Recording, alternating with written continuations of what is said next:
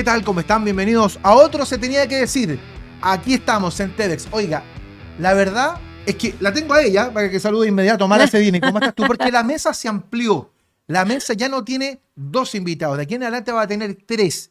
Y la tenemos a Mara, por supuesto, que es de la casa. Así que, Mara, gracias por estar con nosotros. No, muchas gracias. Feliz de estar acá. Y ahora no como reemplazo, sino que no, de titular. con el desafío. Sí, con el desafío de poder estar conversando contigo y con mis queridos panelistas que ya vas a presentar, que son los estables, pero Chijón y Gabrielito, que son lo máximo. Así que feliz. Exactamente. ¿Está acá don Gabriel en parte? ¿Cómo le va? Muy bien, pues. Grata compañía. Feliz de estar con la Mara, como siempre. Mi querida amiga, siempre es un agrado estar con ella. Muy bien. ¿Y cómo está don Chijón Ley? Muy bien, Eugenio, agradecido. Qué bueno tenerlo acá. Muchísimas gracias, digamos. Solo para saber una cosa, los 4 micrófonos se están escuchando bien, ¿cierto? Estupendo. Estupendo. Aquí TEDx, esto es tecnología. Estamos muy contentos, no se les olvide, ustedes, pueden ver este programa en la señal abierta de TEDx, también en nuestro canal de YouTube, así es que si les gusta, por supuesto, pónganle un like, siempre se agradece, pongan sus comentarios, nos llegan muchos comentarios y realmente tenemos muchas visualizaciones y estamos muy contentos que hayamos hecho de este programa uno de los programas más vistos del canal y que todas las semanas tengamos la posibilidad de ir analizando la actualidad. Claramente el tema que se tomó la semana tiene que ver fundamentalmente con este tema del narcotráfico y cómo ha ido involucrándose y metiéndose en diferentes zonas de la institucionalidad. Lo vamos a comentar, pero yo quiero comenzar el programa hablando de algo que seguramente va a ser tema la próxima semana y seguirá creciendo este tema en la medida que se acerque la elección presidencial. Y que tiene que ver con esta inquietud que desde un minuto a otro apareció en diferentes sectores de la oposición respecto del tema de la lista única. Y que va de la mano en los esfuerzos que está haciendo el oficialismo por también levantar una lista única. Yo leí ayer que para 180 cupos, más o menos, habían como 450 solicitudes. Son 183 cupos en total. ¿Ya? 183. En total. En el oficialismo habían más de 400 solicitudes. Por lo tanto, los números no dan y ahí van a ver si se logran poner de acuerdo. Yo creo que no. Pero esa sola posibilidad abrió la alerta en la oposición. Entonces, yo quiero preguntar al tiro. Mara, ¿es posible 2 listas en la oposición o no? Yo lo veo difícil. Yo veo difícil el escenario. Hasta ahora digamos, fue la UDI más bien las que planteó firmemente que quería el tema de la lista única, que hace sentido precisamente porque salieron distintos estudios reflejando que había más posibilidades de que la oposición sacara mayoría en el Congreso en caso que fueran juntas, pero también tienes la negativa tanto de republicanos como de Renovación Nacional dentro de ambas listas. Ahora, pensando que también Chile Vamos está buscando asociarse con Demócrata, Amarillo, y no sé quién más podría llegar a sumarse a esa alianza, yo no estoy segura tampoco que esos grupos quisieran sumarse a la lista más ampliada, única, lo que también te hace perder un sector de votación.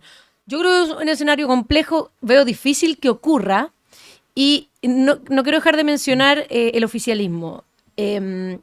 Yo sé que aquí hay una obsesión por tratar de tener cargos y puestos y cosas, pero honestamente, si el oficialismo va en conjunto, podemos cerrar el cajón del socialismo democrático. Absolutamente. Te da esa impresión. Bueno, lo vamos a comentar pacto por pacto. Para demócratas, no, te lo pregunto independientemente de tu militancia y de tu cargo, porque esto va más allá, pero en líneas generales, ¿es estratégico una sola lista? Que no es lo mismo. No es lo mismo, ¿cierto? En mí no es lo mismo. ¿No? No es lo mismo. No, a ver, yo creo que comparto con mi amiga Mara. No veo muy plausible la posibilidad de que haya una sola lista. No la veo en el oficialismo, no creo, no los veo. Creo que el oficialismo está demasiado dividido, además demasiado tensionado por una candidatura presidencial que todavía, por mucho que quieran hacerla cuajar, no cuaja, más allá de las características personales de la candidata, no cuaja respecto de lo que ella es, de dónde viene, de dónde proviene, de su proyecto político. Basta escuchar a Nicolás Izaguirre ayer, versus poder meter a toda esa gente en una misma lista única. Además, la cantidad de gente que quería postular era bastante alta como para poder hacer una lista única.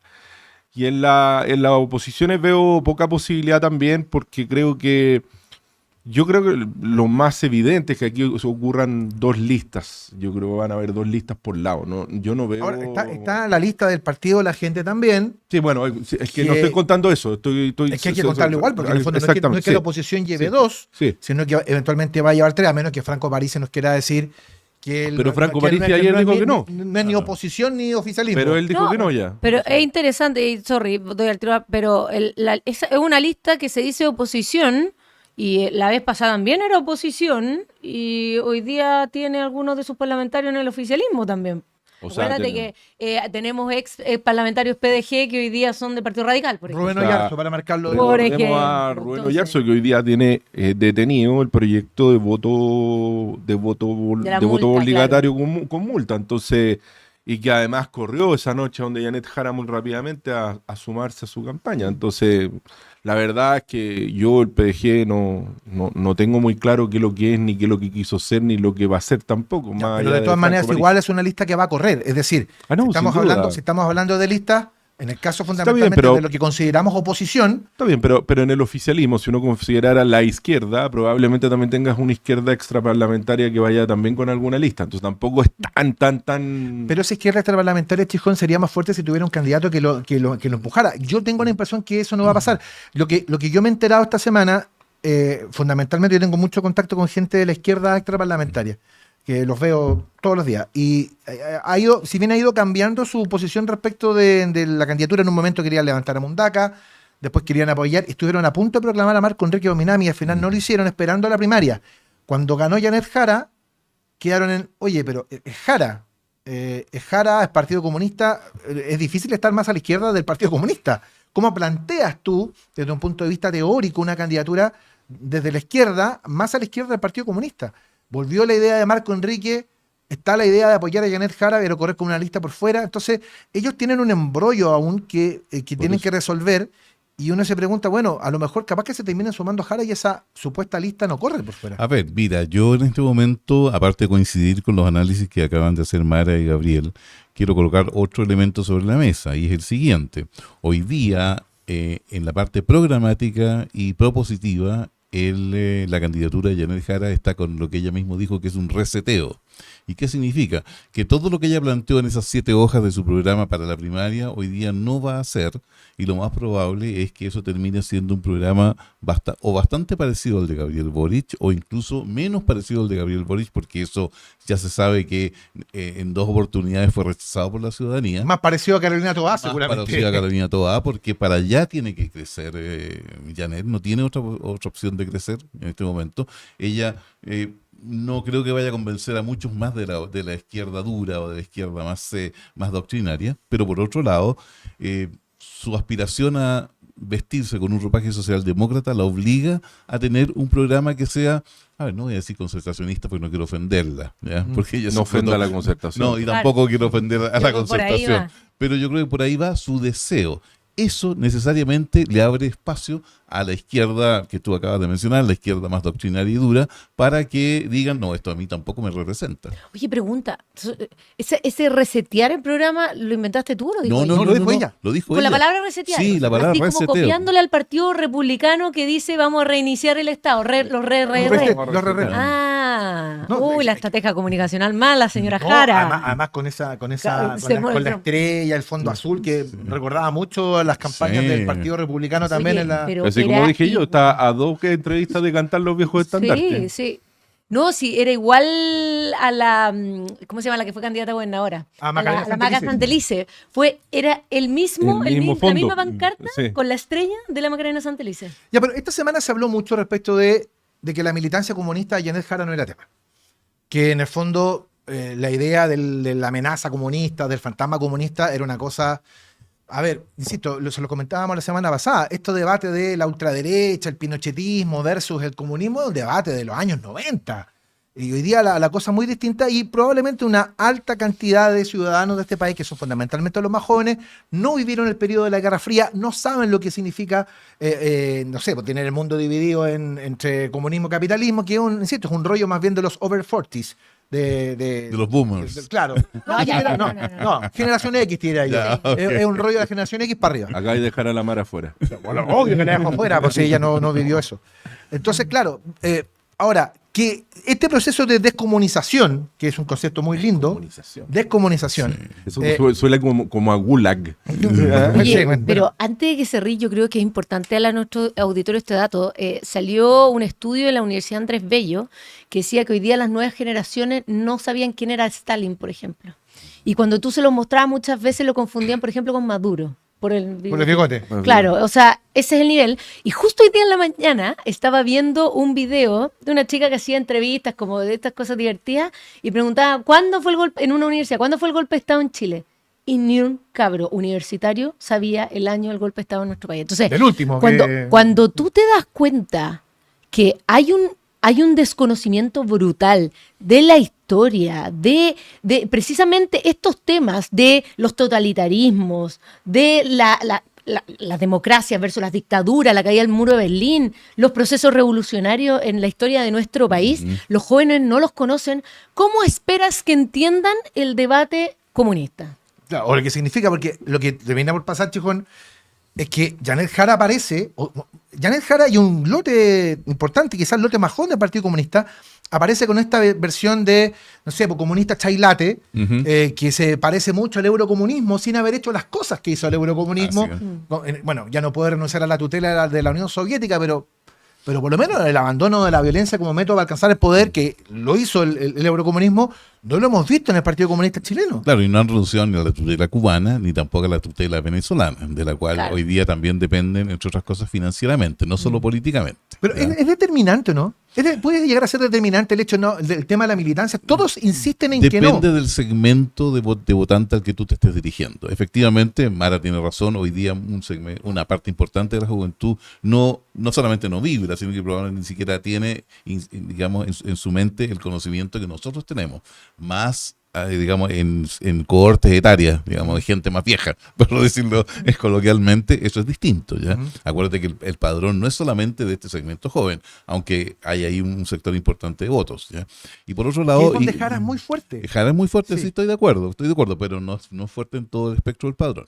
Y respecto del tema de la lista, digamos, una de las dificultades, que es bueno mencionarla, para que se pueda constituir la famosa lista única, está en la democracia cristiana y otros sectores que quieren estar en la lista parlamentaria, pero sin darle un apoyo explícito a Jara. Y esa es una combinación que cuesta mucho. Es poco probable, pero también es poco probable para la Una democracia combinación cristiana. bien demócrata cristiana en todo caso. Oye, pero interesante el punto, antes del tema de las listas que pone Chijón, que tiene que ver con lo que también hablábamos antes, es entender que hoy día, por ejemplo, una de las figuras que releva mucho Janet Jara, que también lo hizo Boric, si no, veamos el discurso que hicieron cuando pasaron o fueron electos en las primarias, que decían la misma frase, se pueden ir a sus casas, igual que Allende. Claro. ¿Y qué es lo que pasa con esta nueva generación? Que desconoce como la era de las revoluciones en Chile, estamos hablando 1964 al 73, en donde Frei Montalva y Allende, la figura de Allende,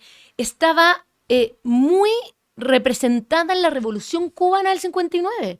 Entonces, esa izquierda, ese socialismo, y por eso a Jara le cuesta mucho decir que Cuba es una dictadura, porque la inspiración comunista, socialista, que viene del socialismo del 70, allendista, está inspirada en gran parte en la Revolución Cubana.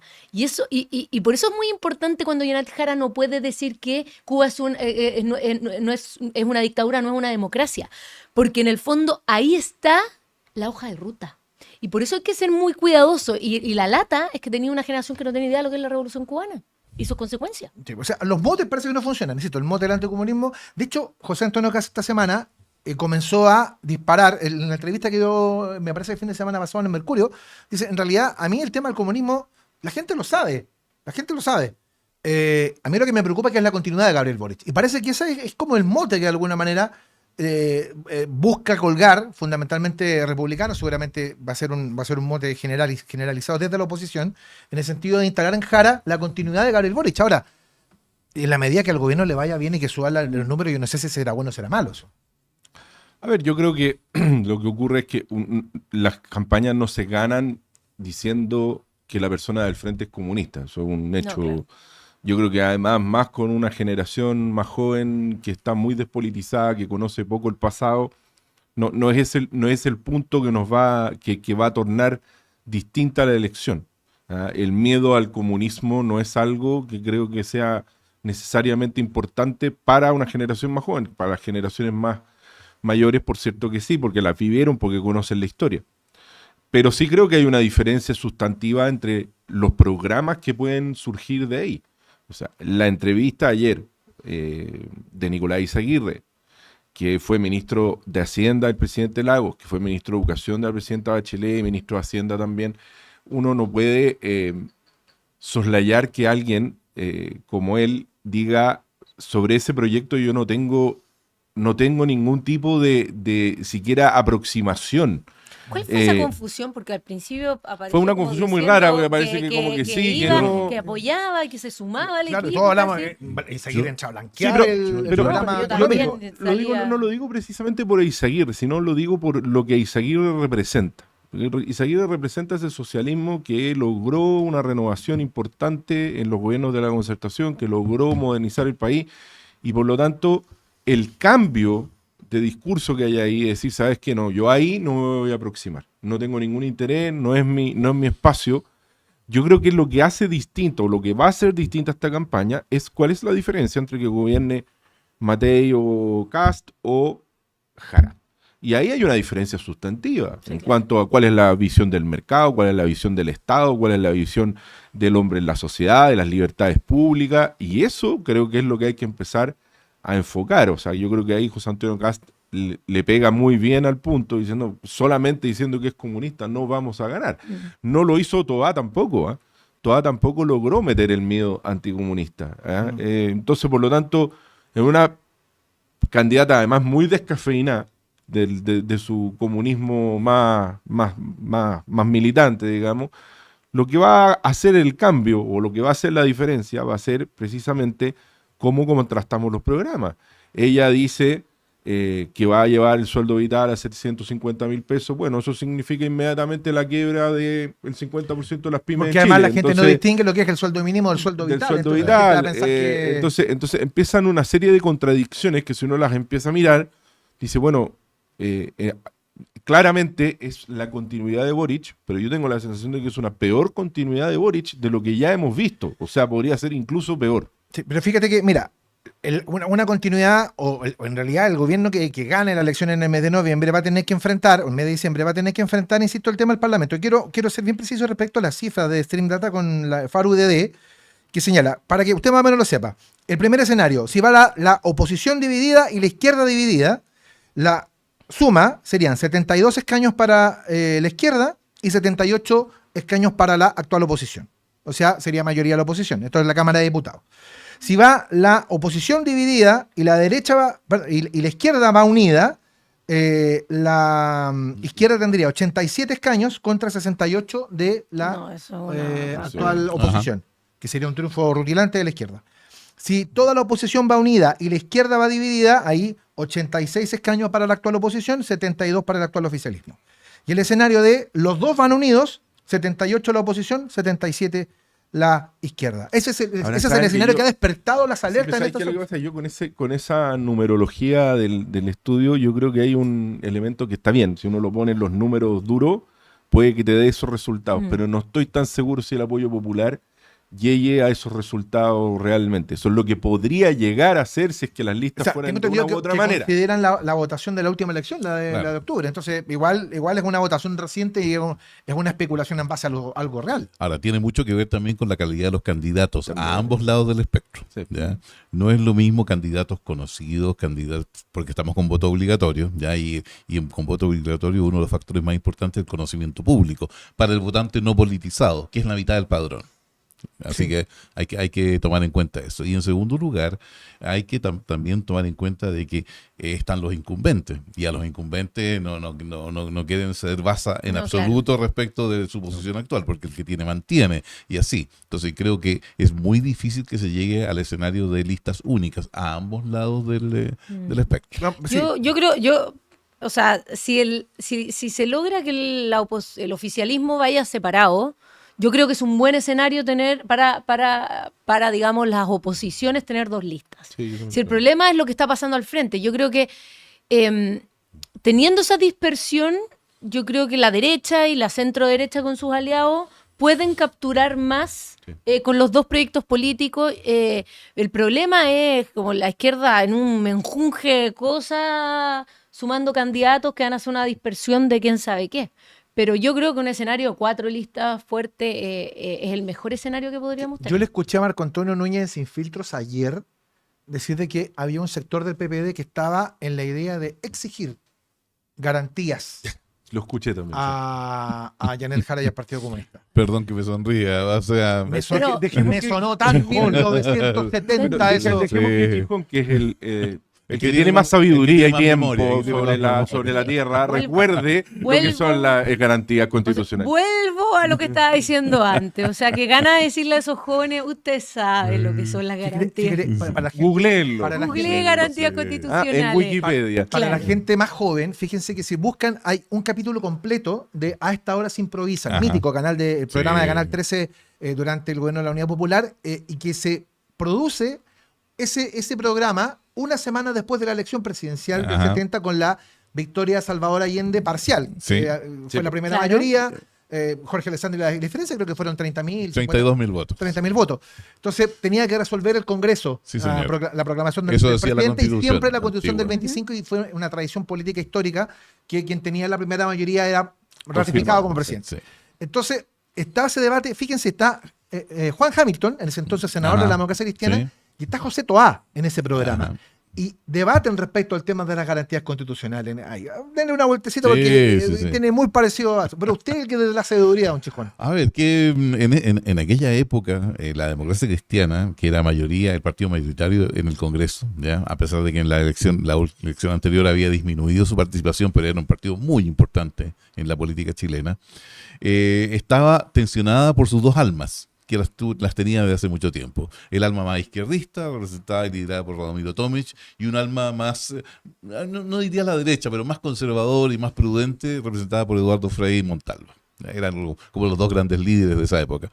Entonces, y se enfrentaban a la decisión de o respetar la tradición de que quien sacaba más votos era presidente, o dada la amenaza que significaba toda una campaña y todo un escenario de Guerra Fría, estábamos en esa época, en que se pensaba, y probablemente y la historia dijo con justa razón, de que el gobierno de Allende podía llevar a Chile por una senda no democrática, ¿ya?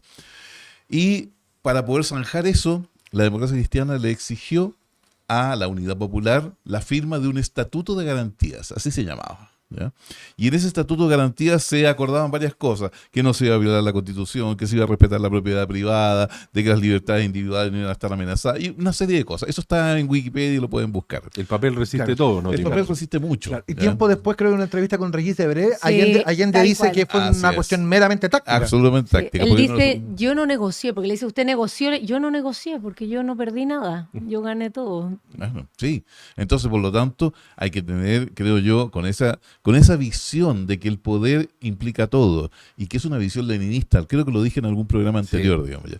Cualquier cosa en el libro ¿Qué hacer de Lenin? ¿Ya? Cualquier cosa que nos ayude a obtener el poder, bienvenida sea. No lo dice con esas palabras, pero eso es lo que fluye del extracto de ese libro. Y eso, perdón, y de aquí termino, y eso se repite hoy día y estamos nuevamente enfrentados a un dilema no tan dramático como el año 70, pero sí con consecuencias que pueden ser malas para Chile. Sí, lo mencionaba Gabriel hace un rato aquí, es determinante saber el tema de qué va a pasar con el voto con multa. Lo esbozó Gabriel, que Rubén Oyarzún no quería poner el tema en tabla. Aparentemente va a haber un acuerdo Hay un acuerdo, que sí. va a ocurrir esta semana, que tiene que ver fundamentalmente con la idea de hacer obligatorio el voto para los chilenos y hacerlo voluntario para los extranjeros. Te adelanto una papita. El acuerdo existe y los votos están. Sí, el acuerdo existe y los votos están. Y También, esto se va a dirimir en una sesión que se va El día lunes. a las 15 horas, ¿ya? Se llama votación y se va a acordar eso. Es el proyecto de Joana Pérez, ¿no? ese Con, proyecto- con el- mejoras. Sí. El proyecto de Joana Pérez con mejoras porque había un proyecto original que había salido ya del Senado, que había sido aprobado en el Senado, que era de Lubensperger, Matías Walker, Jimena Rincón y Manuel José Osandón, que había sido aprobado en el Congreso, que había pasado a la Cámara de Diputados, pero en la Comisión de Gobierno. Gobierno Rubén Oyarzún no quería instalarla y el gobierno tampoco le había querido dar urgencia. Por lo tanto, lo que se hizo fue reactivar desde la Cámara de Diputados el proyecto de Johanna Pérez con mejora y desde ahí aprobarlo el día lunes y poder pasarlo al Senado para que sea aprobado y ratificado en el Senado esta semana. Y básicamente las mejoras apuntan a que, no es un defecto, pero el faltante en el proyecto de Johanna Pérez es cómo se va a cobrar la multa, el mecanismo para cobrar la multa. Creo que va a quedar como en 300 lucas la multa, más o Sí, menos. es Una multa bien alta por poner a votar, por lo tanto la participación está asegurada. Les quiero contar que si estás amenazado de embargo o tienes informes comerciales negativos, no te preocupes más. En chiledeudas.cl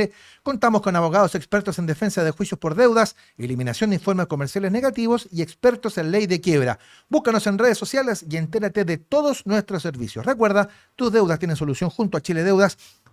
Si estás viendo la señal abierta de TVX, es el momento de la pausa comercial. Nosotros seguimos en esta mesa abierta de TVX, ya se va a quedar así para siempre, con Mara Cedini, con Chijón Ley, con Gabriela Lemparte. Hemos estado hablando respecto del voto con multa. Hay algo que quiero decir de la semana pasada. Yo había comentado que la semana anterior era la semana donde nuevamente iba a reflotar el tema de Claudio Rego. Como no pude decirlo el día lunes, me dijeron que habían llegado nuevos antecedentes. Sí, señor. Y que seguramente la semana que viene ahora, esta semana que comienza el día lunes, probablemente hacia mitad de semana seguramente, se va a ingresar definitivamente la solicitud al Tribunal Calificador de Elecciones de la destitución de Claudio. Sí, mira, lo que ocurre es lo siguiente. A ver, yo que estoy relativamente pendiente de comentarios en redes sociales y en algunos WhatsApp, hay alguna gente bastante impaciente. Bueno, ¿qué pasa con Procultura? ¿Qué pasa con Claudio Rego? Con Procultura no pasa nada, ¿ya? Pero con Claudio Rego pasa lo siguiente. Este es un requerimiento al Tricel que no es cualquier tribunal. Es un tribunal en donde los miembros integrantes, entre los miembros integrantes, que son 5, hay 4 exministros de la Corte Suprema. Por lo tanto, el fundamento, digamos ya, y todo lo que tiene que ver con la presentación no puede ser solamente una fundamentación basada en hechos políticos como una acusación constitucional. Aquí tiene que haber una justificación en derecho y tiene que ser una justificación fuerte. Entonces, cuando llegan nuevos antecedentes, que además aumentan la carga de la prueba en este caso, ya es muy importante no solamente incorporarlo, sino que incorporarlo de una manera coherente en todo el escrito. Eso no se hace de la noche a la mañana y amerita esperar 7 días más. Por eso se tomaron una semana para hacerlo, porque esta semana vuelve a la carga el tema. Bueno, les había dicho que el tema que se tomó la semana es esta preocupante situación que se dio en el norte del país con el descubrimiento de droga en recintos militares. Pasó primero en Colchane, luego pasó en Pozo Almonte en el mismo día, sumado a el transporte de ketamina a Santiago por la Fuerza Aérea, la situación de los otros 8 militares que estaban involucrados también en situaciones de tráfico de droga. Es una cosa que es muy preocupante porque nuevamente ha puesto sobre la mesa esta tesis cada vez más preocupante de que nos estamos acercando a un punto de no retorno hacia un narcoestado. Es decir, que el narco se termine tomando las instituciones del país. Y es una situación muy compleja. Rápidamente el gobierno reaccionó, tuvimos una polémica porque el presidente mandó al comandante en jefe de la Fuerza Aérea a entregar los antecedentes, toda esa cuestión, que es una polémica, no quiero tratarla de menor, porque igual es una polémica importante, pero el trasfondo es que uno se da cuenta que en definitiva no solamente el desborde en la calle está dado, sino que además que las instituciones que tienen el deber de terminar con esto estén además siendo infectadas con el virus del narcotráfico. La verdad que es muy preocupante, ¿no, Gabriel? Bueno, yo creo que entramos en un punto, yo creo que donde nos estamos enterando de lo que todos sospechábamos que podía ocurrir. Hace mucho tiempo que el narco, yo creo que los intersticios de toda la sociedad se han ido llenando por la presencia del narcotráfico, y verlo en las Fuerzas Armadas es sin duda un síntoma gravísimo de que la fiebre nomás ha aumentado y por lo tanto estamos frente a una enfermedad muchísimo más grave de lo que creíamos. En ese sentido, yo creo que el tomar decisiones respecto a las Fuerzas Armadas de seguridad y orden respecto del narcotráfico y la posibilidad que tienen ciertas organizaciones del crimen organizado para poder penetrar dentro de nuestra fuerza, es fundamental poder reaccionar con mucha rapidez, con mucha dureza y con medidas súper ejemplificadoras. Porque, pero igual lo hizo el ejército y la Fuerza Aérea, me parece que están yo creo que la Fuerza Aérea y el ejército han reaccionado bien. Yo creo que esto que tú llamaste digamos, disputa menor del presidente no es tan menor. Yo creo que el presidente no tiene idea cuáles son sus propias atribuciones, una vez más lo demuestra. le solicita, o sea, no le solicita, le instruye al comandante en jefe de la Fuerza Aérea que entregue los antecedentes al Ministerio Público cuando claramente un crimen de esta naturaleza ocurrido en un avión institucional, en una base aérea institucional, está claramente dentro de lo que el Código de Justicia Militar establece para la justicia militar, para ser juzgado ante la justicia militar. Y sin perjuicio de que el Ministerio Público puede solicitar los antecedentes, tendrá que ser un tribunal superior el que determine cuál es la competencia que le corresponde a cada uno, pero no es al presidente de la República quien está llamado a determinar constitucionalmente cuál es la competencia ni quién va a llevar la investigación. Claramente el presidente una vez más demuestra que no ha leído la Constitución. Eso es un problema que bueno, hay gran parte de nuestros problemas, digamos. Pero sí, en el tema del narcotráfico creo que tenemos que tener una mirada distinta. O sea, si esto va a significar que el narcotráfico permee nuestras Fuerzas Armadas, estamos en un problema gravísimo. Y yo creo que en el sur algo ha pasado también. Hemos tenido, todavía son casos aislados, pero no por ello casos para no preocuparse profundamente de lo que está ocurriendo. Y yo creo que a lo mejor debiésemos pensar también en alguna reforma a la justicia militar en materia de narcotráfico que sea muchísimo más dura que la ley 20.000 en la aplicación del tráfico de estupefacientes. Sí, bueno, esta crisis obligó a que la gente recordara que la ministra de Defensa se llama Adriana del Piano, que yo creo que desde que asumió no había aparecido en ningún lado. Y la ministra del Piano, profesión ministra. De profesión ministra, de profesión todóloga, porque ministra de todo. Son capaces de hacer cualquier cosa. A mí me sorprende esa es que gente a lo mejor tiene estudió en la misma universidad que Vidal, po. En la misma. la En la misma. La Universidad de la Vida. Claro, ¿no? Universidad. Maravilloso, son capaces de hacer Del Pituto, todo. la Universidad del Pituto. La Universidad Nacional del Pituto. ¿No? Ya. Un todólogo. Bueno, ella informó que el ejército había instruido la revisión de logros, pero entre otras cosas el tema del test de droga. Y ahí nuevamente vuelve a la palestra la obligatoriedad. Yo no sé, Mara Chijón, el asunto del famoso test de droga, que en algunos lados se hace con frecuencia y se hace como tiene que ser. Por ejemplo, el otro día me enteré que los ministros de la Corte Suprema fueron sometidos a un test de droga y no a cualquier test de droga, Hace sino mucho tiempo. al test de pelo. De pelo, sí. Como Sí, tiene señor. que ser. Así Entonces, el Poder Judicial, uno de los poderes más importantes que existen en este país, está en ese proceso. ¿Deberían hacérselo todos los jueces de este país? Por supuesto. ¿Debería hacerlo el Ministerio Público permanentemente? Por cierto, que sí. ¿Debería hacerlo la Presidencia de la República, los Absolutamente. ministros? Por supuesto que sí. ¿Qué está haciendo la Presidencia de la República? No, quiero test de orina. Sí, po, de 3 días. Oye, pero ahí incluso deberíamos regularizarlo en el sentido de que eso sea causal de destitución. Bueno, muy bien. Gracias, de Rorrito. destitución. Rorrito De destitución. siempre atento. Oye, porque al final todos se niegan, pues, y no hacen las cosas que tienen que hacerse al final. Y yo creo que hoy día el Poder Ejecutivo y el Legislativo tiene mucho más poder que el que le corresponde, y yo creo que ahí es donde tenemos que empezar a poner los puntos sobre las IES. Pero yo quería volver al tema de las Fuerzas Armadas y la facha, el caso que es realmente, yo creo que es doloroso y nos refleja un poco lo avanzado que está el crimen organizado tratando de penetrar en distintas instituciones. Ahora, yo creo que es una alarma, pero no hay que sobreescandalizarse.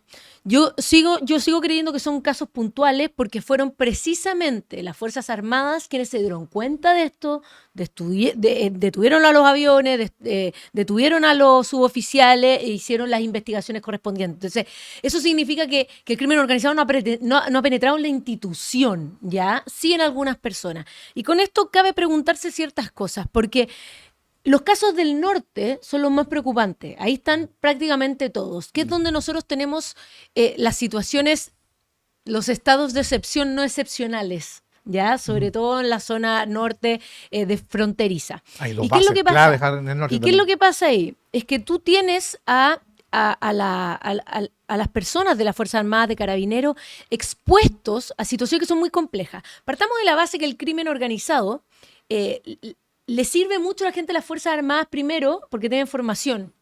Formación militar, formación de guerra, formación de orden público, acceso a armas, y tienen menos fiscalización a pasos en distintas áreas. Hablemos macrozona sur, macrozona norte. Es protección, básicamente. Entonces, son personas que les sirve. Entonces, digamos que el crimen organizado los tiene bajo la lupa.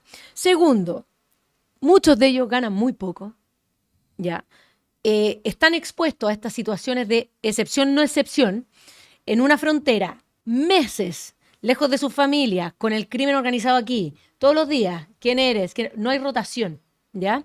Y yo creo que al final les estamos... A ver, yo creo que es un tema absolutamente moral. No todos caen en esto, ¿ya? Pero estamos exponiendo de manera muy fácil a nuestros uniformados al crimen organizado. Yo creo que esto requiere una revisión de esta situación, de la exposición, del resguardo, sumado a tomar medidas de test de droga, a revisar lockers, etcétera. Pero eso requiere una cierta voluntad de trabajar estructuralmente esto y con recursos. Entonces, cuando tú ves que hoy día se gastan recursos en cualquier estupidez, se roban la plata en fundaciones, en pactos con los amigos, en las licencias médicas falsas, y tú tienes un suboficial que está ahí, que gana, no sé, 800 lucas, expuesto al crimen organizado todo el día, amenazado a muerte porque conocen a su hija, a su señora, etcétera, a su vida, a su padre. Es bastante complejo. Yo creo que es una alarma para empezar a hacer las cosas bien, pero yo sigo insistiendo aquí, fueron las Fuerzas Armadas los que detuvieron lo que pasó, y eso nos dice que todavía estamos a tiempo de hacerlo. Sí, pero hay un detalle relevante en lo que acaba de decir la Mara, porque mientras ella lo estaba diciendo, fíjate que me acordé de algo que ha ocurrido en esta semana a partir de este incidente. Y es que no han faltado las voces que han dicho, bueno, esta es la solución que proponen algunos, involucrar a las Fuerzas Armadas en el combate al crimen organizado. Y resulta que lo que estamos viendo es que el crimen organizado los tiene cooptados. Entonces no hay que sacarlos de los Entonces no hay que cuarteles. sacar a las Fuerzas Armadas de su función. No. Entonces no tengamos. Sí, pues. no, Entonces claro. no tengamos. Digámosle, Perú, Argentina, Bolivia, no tengamos Fuerzas Armadas. Pues. No, pero además el avance del narcotráfico, digamos, no solamente se da y los intentos en los niveles hoy día, afortunadamente todavía más bajos, de las Fuerzas Armadas, porque han sido suboficiales y conscriptos los que han estado apareciendo hasta ahora. Sí. Digamos, ¿ya? Quiero recordar un caso que no está en el norte, que ocurrió en Rancagua. El juez. En la Fiscalía Regional de Rancagua, Sí, claro. en donde al fiscal regional, ¿ya? Valencia lo sacó hace poquito. Lo sacaron hace poquito, pero está bien, y está muy bien sacado, ¿ya? No tiene Y ahí no alcaldes. tengo nada que criticar. Lo que sí tengo que criticar es lo siguiente: 43 funcionarios de la Fiscalía Regional de Rancagua firmaron una declaración en apoyo a este fiscal, en el cual dicen que es una persona las pruebas que están acumuladas en contra del fiscal, el ex fiscal regional, dicen exactamente lo contrario. Por lo tanto, ahí también hay que poner el ojo. ¿Por qué esas 43 personas firmaron? Y luego, ¿quién incentivó la firma? ¿Quién gestionó esa declaración? El narco o gente o abogados relacionados con el narco, no me cabe duda que algo tienen que decir respecto de esto que está ocurriendo. Y esto ya estamos a las puertas de Santiago, no estamos en Tarapacá. Sí, mira, yo creo que la Mara dijo una cosa que a mí me quedó dando vuelta. Yo creo que hay que invertir muchísimo porque aquí fue la inteligencia de las propias Fuerzas Armadas la que detectó esto. Pero hay que seguir invirtiendo con mucho más fuerza, y yo creo que hay que invertir también en aquellos que, porque Mara lo dijo también muy bien al principio, la capacidad que tiene alguien que ha sido preparado militarmente o que ha sido entrenado para llevar a cabo tareas de seguridad en torno al narcotráfico es tremendamente atractiva para el narcotráfico.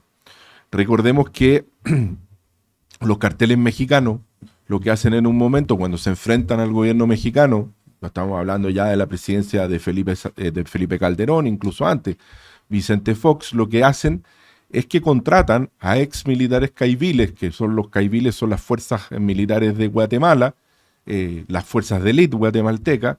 Y bueno, y la imbricación entre el narco y las fuerzas paramilitares que finalmente eran militares activos, terminan siendo la manera de poder traficar la droga y tener verdaderos arsenales, armamentos, personas entrenadas. Entonces yo creo que el problema no es solamente al interior de las fuerzas, sino también a aquellas personas que hayan recibido instrucción militar, que también tienen que estar sometidas, creo yo, a un mayor escrutinio que las fuerzas van a tener que estar mirando. Insisto, si empezamos a ver casos cada vez más frecuentes, como los hemos visto, yo comparto con Mara que esto no es un tema de No las están tomadas, instituciones, pero- no están pero- tomadas las instituciones, pero sí empezamos a ver pero sí casos preocupa. cada vez más frecuentes de fiscales, de militares, de policías que estén dentro de esta lógica, podemos enfrentarnos a un tema que es imparable y que cuando queramos pararlo puede ser demasiado tarde. Yo te quiero agregar un solo antecedente.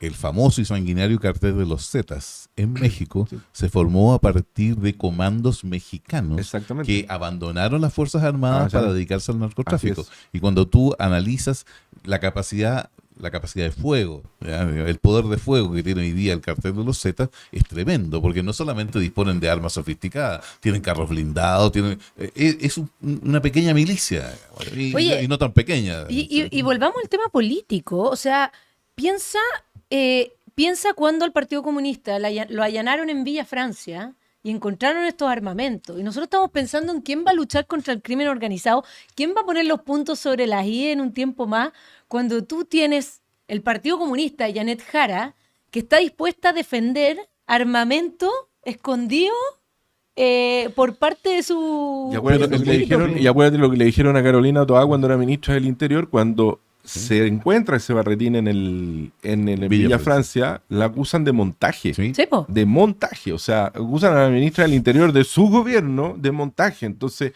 claro, la pregunta está, y ahí hay un tema de seguridad nacional mucho más profundo. ¿Cuál va a ser la relación y cuál es la relación del Partido Comunista Chileno con las fuerzas en Bolivia? ¿Cuáles son la relación evidente que existe en Bolivia con Irán? ¿Cuáles son las relaciones con China? ¿Cuáles son las relaciones del narcotráfico de distintas partes del mundo que pasan la droga a través de Chile? Entonces creo que hay un tema de seguridad nacional que a lo mejor nadie está mirando con una mayor detención. Yo creo que las Fuerzas Armadas hace rato vienen advirtiendo de vulneraciones y de vulnerabilidades más bien de las fuerzas en el norte precisamente por nuestra cercanía con Bolivia y por además un momento que Bolivia está viviendo un momento de mucha crisis económica y de gran inestabilidad política. Entonces, Para variar. Cuéntame cuándo fue estable políticamente exactamente, Bolivia. digamos. pero hoy día tenemos un problema. Y ese problema, entonces, bueno, la pregunta es, ¿qué va a hacer una candidata del Partido Comunista que tenga ministros comunistas, que tenga ministros que adhieren a las tesis de la plurinacionalidad de Álvaro García Linera o que encuentran que Evo lo hizo fantástico, que está escondido en el Chapare porque se violó una niña menor de edad? Entonces uno empieza a pensar cuáles son las diferencias. Si usted quiere pensar cuáles son las diferencias a la hora de votar, bueno, aquí hay una diferencia que yo creo que es bien sustantiva.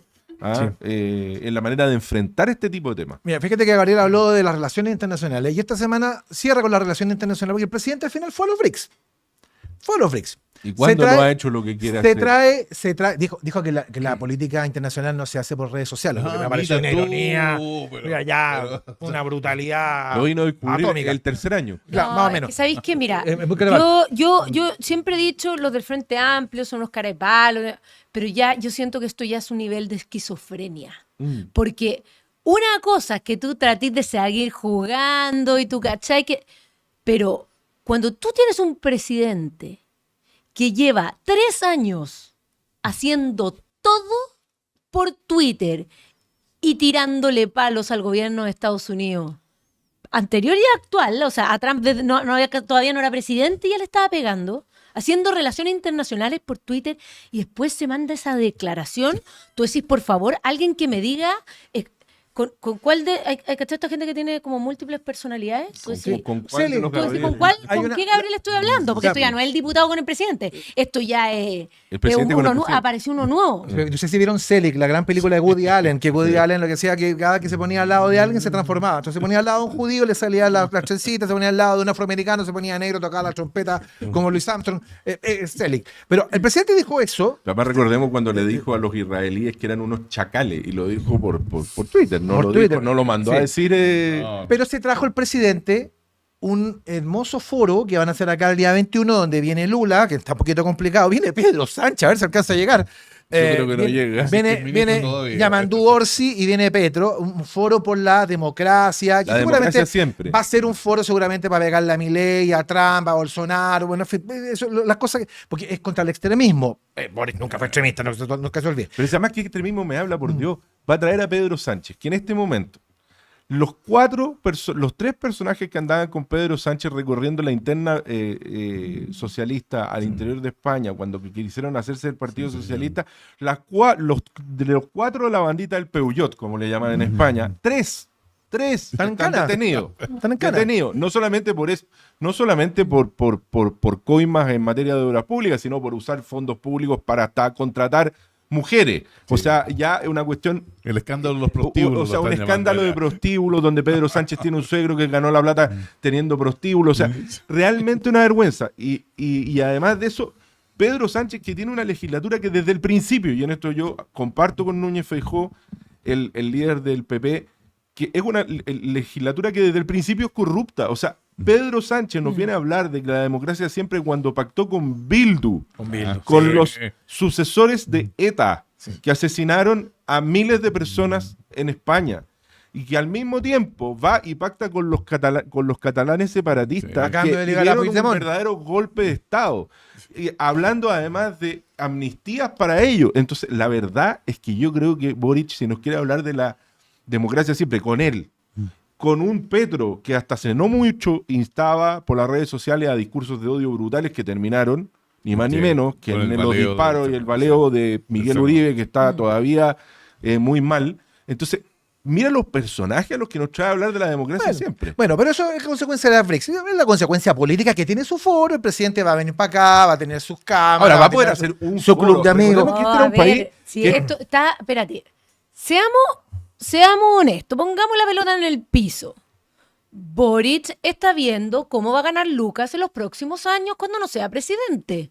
Se está juntando con los que lo van a llamar a dar charlitas, a hacer seminarios, a todos estos cuentos. Eduardo Vergara no tomó un A cargo ver, en el espérate. BID. Todo el de mundo seguridad. todo el mundo sabe que hoy día la moneda está vacía. Ya no hay nadie trabajando. Ni Boric ni todos sus secuaces no están trabajando ya, el gobierno se terminó, están viendo qué van a hacer después. Y para mí esto es Boric hablándole a su barra brava, haciendo algo completamente contraproducente con Chile, porque Chile siempre le ha dado lo mismo. Él lo que ha querido es el poder, es gobernar, es su partido y que esa es su ideología. Pero no Chile. Esto le hace pésimo a Chile. Entonces, ¿por qué lo está haciendo? Porque es como él se va a mantener en los próximos años. Yendo a seminarios, siendo, no sé qué, Pero además yo siendo creo que invitado de aquí. para allá. antes que eso, Mara, yo creo que es un presidente que tiene tal complejo de inferioridad respecto a lo que ha hecho en materia internacional. Fíjense que este es el primer presidente de la República desde Salvador Allende. Uno podría decir Salvador Allende no y Boric no. Son los únicos presidentes que no han estado en la Casa Blanca. Desde Jorge Alessandri. Incluso Augusto Pinochet estuvo con Carter. Con Carter en la El entrega año- del el año- canal el de año Panamá. 77, no, y en la Casa Blanca. Sí. Por lo tanto, es un presidente que en lo internacional es absolutamente intrascendente, irrelevante. Entonces tiene que Sí. inventarse un foro. Recordemos, en la época del presidente Lago, aquí se celebró la PEC. Vino Putin, vino el líder Bush, chino. No sé si era Xi Jinping. No, no era Xi Jinping, era... Era Hu Jintao. Hu Hu Jintao. Jintao. O sea, estuve aquí, siempre ha habido un país que hace mucho tiempo tenía foros internacionales de primer nivel, donde venían los principales líderes del mundo, y aquí Boric ha ¿Qué- brillado qué- por la te- nada. ¿Qué te líderes agrego- del mundo mira, importante han Yo le agrego- voy a venido? decir una opinión sí. que yo tengo respecto al llamado Marco Rubio.